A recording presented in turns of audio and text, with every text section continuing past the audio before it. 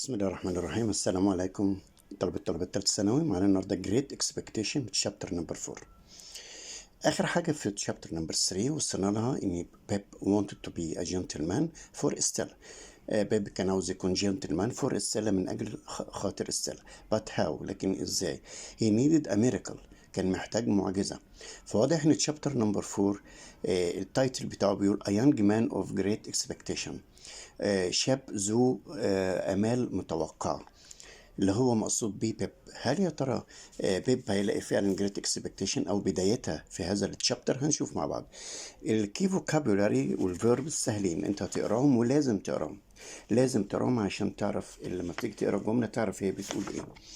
هنبدأ مع بعض نيو كاركترز، الشخصيات الجديدة. مستر ماثيو دوت a relative of Miss هافيشام، هو قريب أو cousin of her، يعني ابن عمه. تاني ايه حاجة انه tutor to بيب. a tutor، كلمة tutor يعني مدرس مخصوص لبيب. ودي بداية الجريت اكسبكتيشن، يعني بيب هيتدرب على ايده how to be a gentleman. تاني شخصية مستر جاجرز the village lawyer، المحامي بتاع القرية. and his office is in London، والأوفيس بتاعه بيكون في لندن. فين؟ في لندن. يبقى هو ما بين الفيليج وما بين لندن الاتنين. تالت شخصية أورليك a worker in Mr. Joe's forge، وهو كمان a bad one، يعني الشخص السيء. نشوف المين انسيدنتس، الأحداث الرئيسية. بريمبل الأحداث التمهيدية. point number 1. one day، يوما ما، بيب was with Miss هافيشام in her house. بيب كان مع مس هافيشام في البيت بتاعه، فندهته فبيتكلموا. يحصل دايلوج هنا ما بين مس هافيشام وبيب. what is the name of that blacksmith of yours؟ اسم البلاك سميث دوت اللي هو معلمك اسمه ايه؟ فبيب قال جو جارجري. مام اسمه جو. مام يعني مدام. مس هافيشام قالت له the time has come for you to work as his apprentice. ده الوقت اللي انت ممكن تشتغل معاه apprentice، صبي حداد. bring him here، هاتولي هنا. في هنا ديليما يعني ورطة، يعني مشكلة، يعني معضلة. بيب was embarrassed. بيب كان embarrassed معناها خجول. that Stella would see the poor Joe. ستيلا هتشوف طبعا poor جو الفقير in his messy appearance، في الشكل بتاعه المهلهل، الملابس مش نظيفة متقطعة، شكله العام مش كويس. she would joke at them both، وهي تتريق. جوك يعني هنا تريقة عليهم هما الاتنين. however، إلا أن بيب طبعا لازم نسمع كلام مس هافيشام. he brought Joe to Miss هافيشام، a dialogue ما بين مس هافيشام وجو. بيب has earned this، بيب كسب هذا، حصل على هذا بقى اللي هو ايه 25 pounds، 25 جنيه by coming here، بكون ان هو بيأتي هنا to play with Stella. هو كده من حقه ال 25 جنيه. مستر جو قال لها yes thank you، شكرا. تاني نقطة that sum of money given under two conditions. that sum، هذا المبلغ من الماني given أعطي under two conditions، تحت شرطين من مس هافيشام. أول حاجة بيب would be مستر جوز apprentice، ال 25 جنيه دولت عشان يكون apprentice، عشان يكون صبي حداد، مش عشان حاجة تانية. no more money or favors would be given، ولا فلوس ولا معروف هيعطى تاني. بيب had to help Joe in his forge. في الحالة دي بيب كان مفروض عليه انه يساعده لمدة 4 سنين في الفورج بتاعته. for 4 years according to Miss هافيشام's will، طبقا لوصية مين؟ مس هافيشام، لأن هي دلوقتي المتحكمة. النقطة رقم 4. بيب was shocked، بيب صدم إن هو not see، مش هيشوف ستيلا أجين. فهنا بيب لازم يتصرف، هو عاوز يشوف ستيلا. فحصل ديالوج بينه وبين مس هافيشام، فبيقول لها إيه؟ am I to come here again؟ وأنا هاجي هنا تاني؟ مس هافيشام ردت عليت له no، جارجري is your master now. مستر جو هو دلوقتي الماستر، هو السيد بتاعك. تمام. النقطة رقم 5. Mrs. جو was over the moon. لما روحوا الاتنين ادوا الفلوس طبعا 25 جنيه لميسيس جو. ميسيس جو كانت over the moon. كلمة over the moon يعني so happy، مبسوطة جدا by the 25 pounds. لكن بيب نمبر 6 بقى بيب was so sad then. في اللحظة ديت بيب كان حزين جدا جدا. يا ترى ليه؟ شوف معايا كده واي. لأربع أسباب. He wouldn't often see Stella as before. هو مش هيشوف ستيلا كتير زي قبل كده as before. Number B. He didn't like the idea of being a blacksmith. هو الأول كان عاوز يكون blacksmith، لكن دلوقتي he didn't like، ما كانش حابب the idea، فكرة إن هو بيكون blacksmith. Instead, number C بقى، instead he wanted to be a gentleman. كان عاوز يكون a gentleman so that Stella might love him. في الحالة دي لو أصبح gentleman ستيلا كانت ممكن تحبه. Number D. He had no choice. ما كانش عنده أي choice، أي اختيار. According to his bad circumstances. طبقا ليه أو بناء على his bad circumstances، ظروفه السيئة الصعبة. نقطة رقم 7. During his apprenticeship، أثناء فترة التدريب بتاعته، بيب visited Miss Havisham and Stella from time to time. ميس طبعا ما كانش برضه ما سمعش الكلام، لا كان برضه بيروح بيزور ستيلا especially on his birthdays، خاصة في أعياد ميلاده. Number 8. There was another young man. كان في شاب آخر بيشتغل مع مستر جو working with Mr. Joe in his forge، في الورك شوب بتاعته named أورليك. الراجل ده اسمه أورليك، وليه موقف دلوقتي وليه موقف بعدين يعني. named أورليك who didn't like either، ولا بيحب either بيب or Mrs. جو، ولا بيحب بيب ولا Mrs. جو. Number 9. باد أورليك الشرير دوت asked جو for a day off، طلب من جو a day off. كلمة a day off معناها يوم أجازة. just as بيب، زي بيب بالظبط، يعني بيب دايما كان بياخد يوم أجازة أو half day off أو حتى نص يوم أجازة علشان كان بيزور ميس هافيشام. طبعا أحيانا مستر جو ما كانش بيرضى ولا ميسز جو كانت بترضى. Number 10. He made a fight with Mrs. جو. هو عمل معركة مع ميسز جو. في هنا دايلوج ما بين بيب وجو. جو can I have a day off to visit Miss هافيشام؟ ممكن أخد يوم أجازة عشان أزور ميس هافيشام؟ جو قال له that is a nice idea. دي فكرة فعلا كويسة إن أنت تروح تزورهم بيب. but قول لي بيب، ولكن poor people، الناس الفقراء اللي زي حالتنا don't belong in that house، لا تنتمي لمثل هذه البيوت الفاخرة. دي كانت نصيحة advice of Mr. Joe. Number 11. بيب didn't care about John's advice. بيب ما اعتناش، لم يهتم بالنسبة لنصيحة جو. and went to Miss Havisham's house، وراح لها هناك. فلما راح هناك طبعا ما لقاش ستيلا، لكن لقى ميس هافيشام. فميس هافيشام قابلته مقابلة مش تمام، فبتقول له why are you here؟ انت ليه هنا يلا؟ عاوز ايه بقى؟ وخلاص ما اديتك فلوس عشان تكون apprentice. فبتقول له why are you here؟ are you looking for Stella؟ قول لي بقى، هو انت بتدور على ستيلا؟ فبيب طبعا اتلخبط، قال لها no he was lying، على فكرة هو كان بيكذب. I have come to visit you، أنا جيت عشان أزورك يا مس هافيشام. مس هافيشام طبعا فاهمة هو جاي ليه، فبتقول له إيه ستيلا has gone away، أنا بعت ستيلا بعيد for her education، عشان التعليم بتاعها، يعني بعتها عشان تتعلم. are you sad؟ هي حاسة إن هو sad حزين، فبتقول له are you sad؟ هل أنت حزين يا بيب؟ she's brighter than ever، هي أجمل بكتير عن قبل كده. شفت هي بتعمل إيه؟ بتعمل إغراء ليه، بتقول له هي أجمل بكتير than ever. loved by all، محبوبة من الجميع، يعني كل اللي يشوفها بيحبها. come now and then، تعالى من هنا وريح يا بيب. come in your birthday، تعالى في عيد ميلادك يا بيب. بيب رد عليه قال لها yes thanks. هنا في اللحظة ديت في stop take care. Miss Havisham wanted to teach Stella، كانت عاوزة تعلم ستيلا for a cunning purpose. هي عاوزة تعلم ستيلا مش عشان هي عاوزة تعلمها لله، هي عاوزة تعلمها for a cunning يعني خبيث، purpose يعني ايه هدف، لهدف خبيث. ايه هي يا ترى؟ she sent Stella for education، هي بعتت ستيلا for education، ديت أول حاجة. she gave Stella much money، وادت ستيلا much money، فلوس كتير. pieces of her jewels، اديتها قطع من her jewels، المجوهرات بتاعتها. though she adopted her، بالرغم انها adopted her تبنتها، she treated her، تعاملت معها as if she were her real daughter. اتعاملت على أساس إن هي she were هي كانت her real daughter ابنتها الحقيقية. the current purpose هنا إيه بقى؟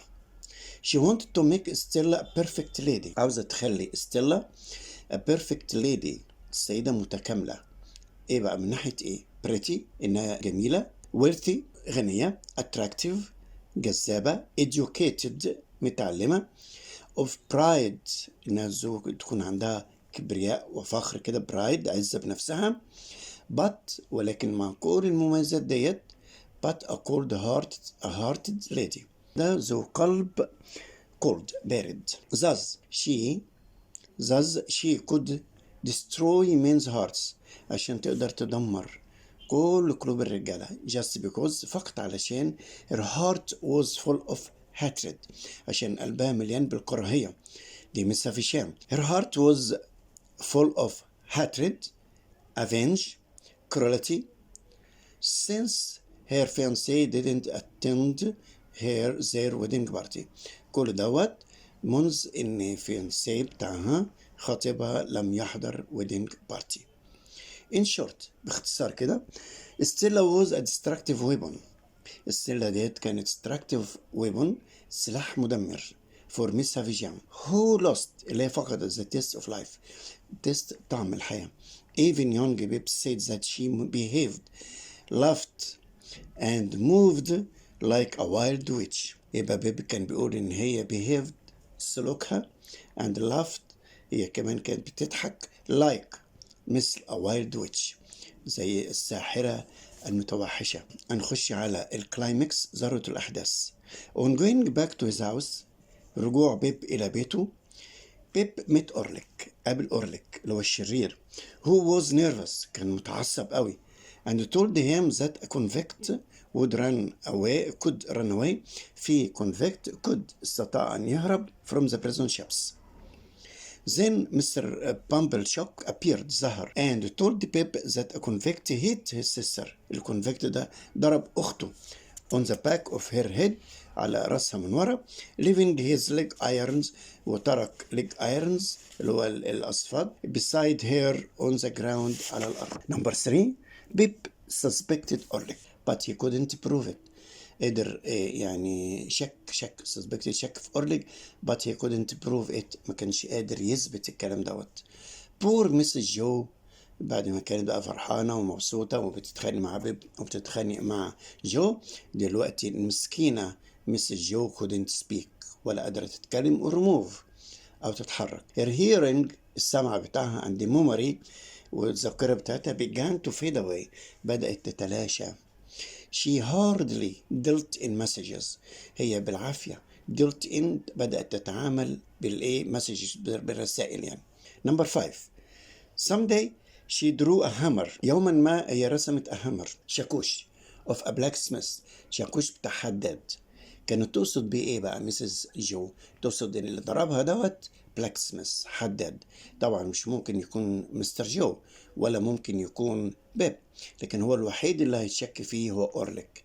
that meant أورليك فعلا هو أورليك اللي ضربها على رأسها. جود بيدي طبعا فاكرين بيدي ديت اللي كانت an orphan girl بنت يتيمة and taught Pip how to read and write. دلوقتي هي سمعت عن مسز جو.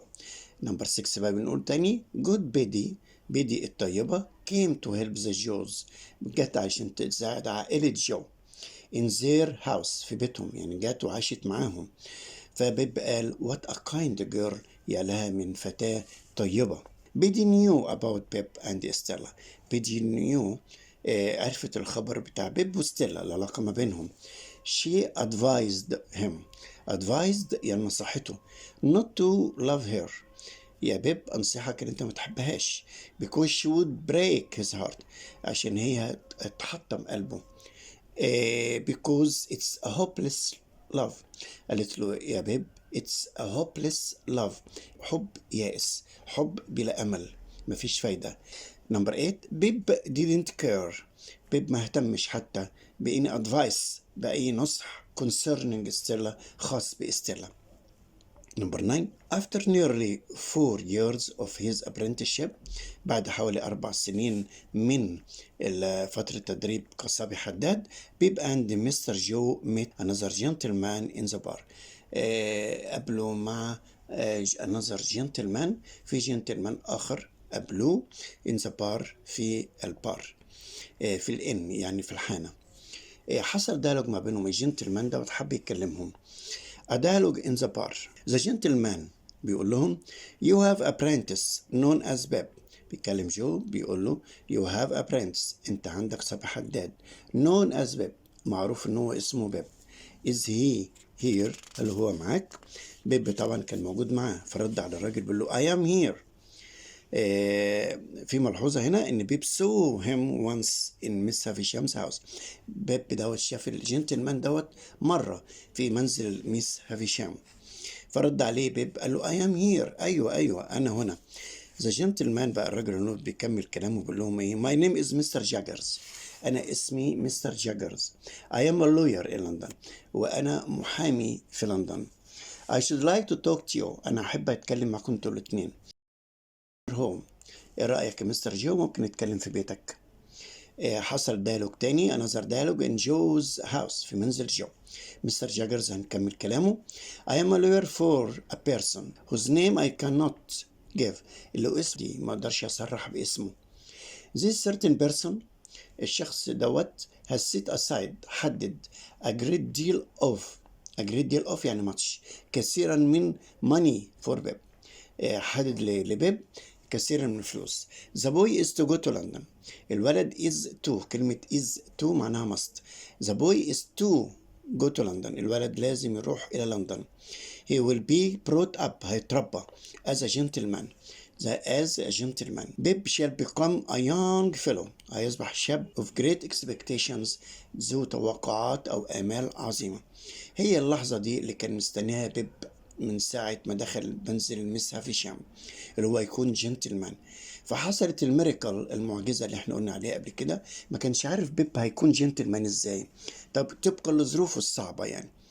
فبيب نو كومنتس, بيب ما قدرش يرد عليه لانه كان بيحلم في اللحظة دي, ما كانش مصدق نفسه. He dreamed about that, هو كان بيحلم بكده. مستر جو برضو نو كومنتس, ما قدرش على الكلام دوت. ليه؟ انه سربرايزد, مفاجأة كبيرة طبعا, واحد جاي يعرض على بيب ان هو يكون جنتلمان and he would be given so much money, ويعطى فلوس كتير. مستر جاجرز كمل كلامه مع بيب بقى, بيقول له بيب you must agree to two things. احنا هنعمل معاك الكلام دوت. الراجل البيني فاكتور ده الشخص الفاعل الخير او المحسن, متفق معايا اللي انت انا تاخد فلوس وتبقى جنتلمان وانا اعلمك, لكن under two conditions, تحت شرطين. ايه هما بقى؟ you must never ask your benefactor's name, مش ممكن تسألني على اسم الشخص البنفاكتور الفاعل الخير دوت. نمبر 2 you must keep the name of Beb, لازم تحتفظ باسم بيب, ما تغيرش اسمك. بيكمل كلامه مستر جاجرز, بيقول له you will need new clothes, انت طبعا محتاج ملابس جديدة for your trip, للرحلة بتاعتك to London. when you arrive, لما تصل إلى لندن بقى, you will placed under a proper tutor, انت هتولى مسؤوليتك tutor, مدرس خاص, معلم خاص اسمه مستر ماثيو بوكيت. مستر ماثيو بوكيت. in 1 week, خلال اسبوع يا بيب, take a coach, خد عربية to London, عربية بحسنة طبعا, to London and meet me قابلني at my office, لأن الأوفيس بتاعه موجود في لندن. في اللحظة ديت هي handed بيب money for that, راح مناول بيب فلوس علشان كده, عشان يشتري لبس وعشان يسافر وعشان يظبط نفسه. نمبر 10 بيب thought of Miss Havishams as his benefactor. اللحظة ديت بيب لما جه يفكر benefactor اعتقد انها مس هافيشام. حاجة تانية كمان ان هو شاف اللوير دوت, المحامي دوت, in Miss Havisham's house, في منزل مس هافيشام. stop. that was exactly Bib's dream. ده بالظبط كان الدريم, الحلم بتاع بيب. he needed someone, هو كان محتاج someone who would save him, محتاج شخص ما save him, ينقذه from the poverty, ياخده من الفقر, and make him a gentleman, عشان يخليه gentleman, وبرضه for Stella عشان خاطر ستيلا. In short باختصار كده that was his first great expectation. دي كانت الجريت expectation الأولى بالنسبة للبيب. نقطة 11 both Joe and Biddy were so pleased. جو وبيدي كانوا مبسوطين جدا طبعا عشان خاطر بيب but sad لكن هما في نفس الوقت في حزن ليه for his departure عشان هو departure يعني رحيل عشان يمشي ويسيبهم. they indeed loved him هم حقا حبوا أوي. تذكر خد بالك مستر ماثيو دوت بوكيت was one of Miss Havisham's relatives. كان واحد من أقارب مس هافيشام. he would be responsible for Pep's teaching. هو يكون مسؤول عن تدريس بيب. number 2 Herbert was a boy. Herbert ده اللي هو اتخانق مع بيب في منزل مس هافيشام. he fought بيب تعارك مع بيب in Miss Havisham's house and the son of Mr. Matthew. وكمان نعرف انه هو ابن مستر ماثيو. number 3 they would be close friends. يعني بيب وهربرت دوت هيكونوا close friends أصدقاء مقربين جدا جدا إلى لندن. دي ملحوظات أنا بقول خد بالك منها. questions and answers الأسئلة والإجابات. number 1 do you think هل تعتقد that Miss Havisham was a kind woman؟ تعتقد إن Miss Havisham ديت kind woman because she adopted Stella عشان هي adopted عشان هي تبنت ستيلا عشان كده هي سيدة طيبة. طيب why not؟ لو انت تقول ليه لا ليه؟ طبعا انا اقول no. she was an evil woman كانت امرأة شريرة. she adopted Stella هي تبنت ستيلا just for فقط لإيه؟ her advantage لمصلحتها. as a weapon هتستخدمها as a weapon كسلاح to revenge men عشان تنتقم من مين؟ من الرجالة. السؤال نمبر 2 how do you know that Orlick was the person who knocked Mrs. Joe down؟ انت شرفنا ان اورليك ده هو الشخص اللي هو ارتم يعني وقع Mrs. Joe down على الارض. نمبر 1 he never liked Pip or Mrs. Joe اطلاقا ولا حب بيب ولا Mrs. Joe. he fought with Mrs. Joe to take a day off as Pip. هو كمان تعارك مع Mrs. Joe عشان ياخد يوم اجازه زي بيب. نمبر 3 بص السؤال ده مهم ولافف شويه. money given by Miss Havisham to Joe didn't make him happy or wealthy. تاني money given الفلوس المعطاة by Miss Havisham بواسطة Miss Havisham to Joe إلى جو didn't make بيب happy or wealthy ما خلتش بيب ولا سعيد ولا غني. but the money given by Mr. Jaggers لكن الفلوس المعطاة بواسطة Mr. Jaggers made بيب be over the moon خلت بيب ده سعيد جدا جدا جدا. طب ايه الفرق ما دي فلوس ودي فلوس؟ illustrate فسر. Miss Havisham's money would make بيب an apprentice. فلوس Miss Havisham هتخلي بيب دوت apprentice. apprentice يعني صبي حدد. نمبر 2 مستر جاجرز ماني فلوس مستر جاجر ديت would make بيب a gentleman هيخليه جنتلمان. بيبس impatient طموح بيب was to be a gentleman اللي هو طموحه كان عاوز يكون جنتلمان. that new position ودوت كان new position يعني مركز اجتماعي جديد could make Stella ده كان ممكن يخلي ستيلا rethink of تعيد تفكيرها and appreciate وتعمل اعتبار لبيب. سؤال نمبر 4 unexpectedly بطريقة غير متوقعة بيب was offered to be a gentleman. بيب دوت عرض عليه ان هو يكون gentleman. that was an impossible ambition طموح مستحيل according to his social status. social status معناها الظروف الاجتماعية بتاعت بيب. illustrate بيب was a poor uneducated apprentice كان صبي حداد uneducated غير متعلم وبور فقير for a poor blacksmith. suddenly فجأة كده مستر جاجرز اوفر العرض بتاع مستر جاجر inspired بيب ألهمه for looking forward to اداله دافع اللي هو ايه بقى انه looking forward يتطلع to his dream of being a gentleman للحلم بتاعه اللي هو بيكون gentleman. وعلى هذا he welcomed it welcomed رحب بالفكرة قوي ان هو بتاعت مستر جاجرز at once في الحال. he couldn't hesitate. لم يتردد over that proposal. لم يتردد في القبول في مثل هذا البروبوزال. proposal يعني العرض. Number 5. Orlick tried to mislead Pip that he wasn't the one who hit Mrs. Joe. أورليك ده كان خبيث جدا. كان حاول يضلل بيب إن هو مش هو اللي ضرب مسز جو. شو هاو؟ وضح إزاي. He met Pip on his way home. قابل بيب في طريقه للبيت. telling him بيقول له about the shots. بيقول له عن ضرب الرصاص by the prison ships that convicts ran away. إن في convicts هاربين مجرمين هربوا. He placed وضع leg irons للأصفاد beside Mrs. Joe on the ground. حط الأصفاد بتاعت الرجل، الحديد بتاع الرجل على الأرض بجانب Mrs. Joe. Okay. On the ground. That the escaped convict بيقول إن escaped convict المجرم الهارب must have knocked Mrs. Joe down. إنه هو اللي ضرب Mrs. Joe. Number 3. Pip had no proof against him. بيب ما كانش عنده proof. ما كانش عنده أي دليل against أورليك يعني. So number 6. Mrs. Joe hardly drew a hammer. Mrs. Joe ديت بالعافية بالكاد. drew يعني رسمت a hammer and showed it to Pip. وورته لبيب and Mr. Joe. and more وفوق كده كمان وبالإضافة لذلك she felt frightened. شعرت بالخوف on seeing أورليك. برؤية أورليك. What did that reflect؟ الكلام ده بيعكس إيه يعني؟ أورليك must have been the doer of that crime.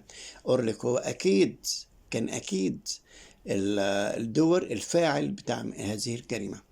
Number 7. Biddy and Stella had their education. خد بالك من السؤال ده.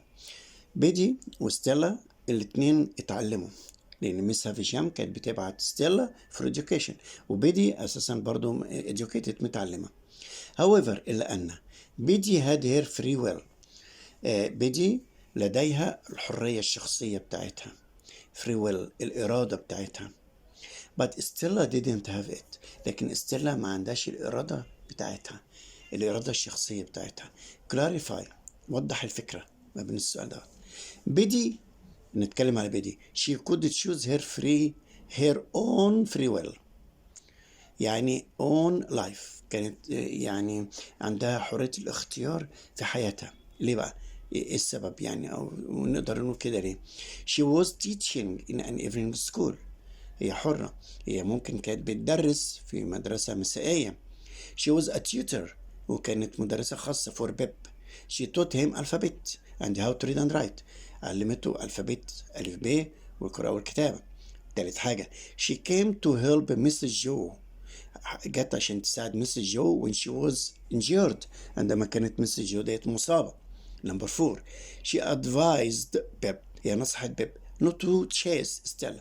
قالت له اوعى تطارد ستيلا تاني سيبها. ده بالنسبة لبيدي. طب ستيلا on the contrary على العكس من ذلك she didn't have her free will. اللي ما كانش عندها الإرادة الشخصية بتاعتها. طب ليه؟ she was all obedient. كانت هي كلها على بعضها كده obedient مطيعة عندها طاعة to Miss Havisham. Number 2. she had a fixed and strict instructions. هي كان لديها fixed and strict instructions تعليمات حازمة ومحددة.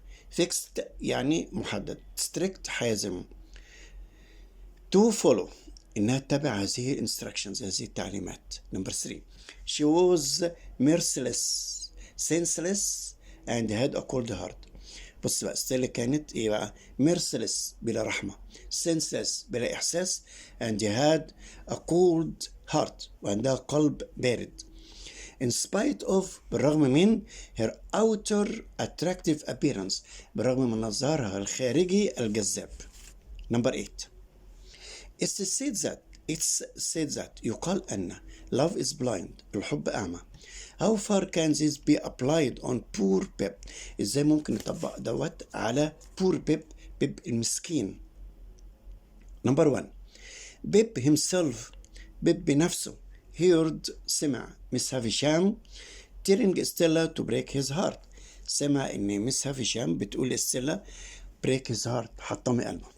Number 2 Stella insulted him. Stella insulted Pep. insulted يعني أهانته many times مرات عديدة.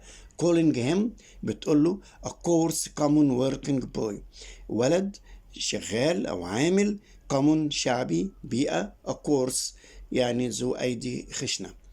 Number 3 She slapped him ضربته بالقلم with no reason بلا سبب يعني ما فيش سبب معين انها تضربه عشان. السؤال نمبر 4 Pip was a young man with no honor or dignity. بيب دوت كان young man شاب with no honor ما عندوش شرف or dignity ولا كرامة. الكلام ده صحيح؟ illustrate طب فسر.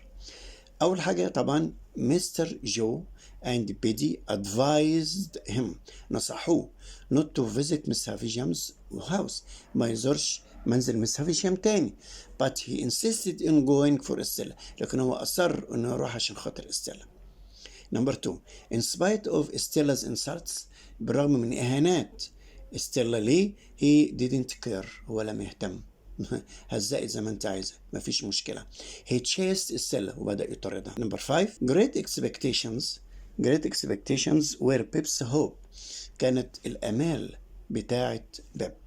illustrate since he saw Stella منذ ان هو شاف Stella he thought of nothing but to be a gentleman هو ما فكرش في أي حاجة إلا ان هو يكون gentleman but يعني بمعنى إلا and that came true والكلام ده فعلا يكون gentleman came true معناها تحقق when Mr. Jaggers offered him لما Mr. Jaggers عرض عليه the benefactor's proposals يعني الاقتراح بتاع البينيفاكتور بتاعه اللي هو الشخص فاعل الخير. طبعا لو عجبك ما ننساش نعمل لايك للفيديو وسبسكرايب للقناة. وفي هوم ورك هيتعمل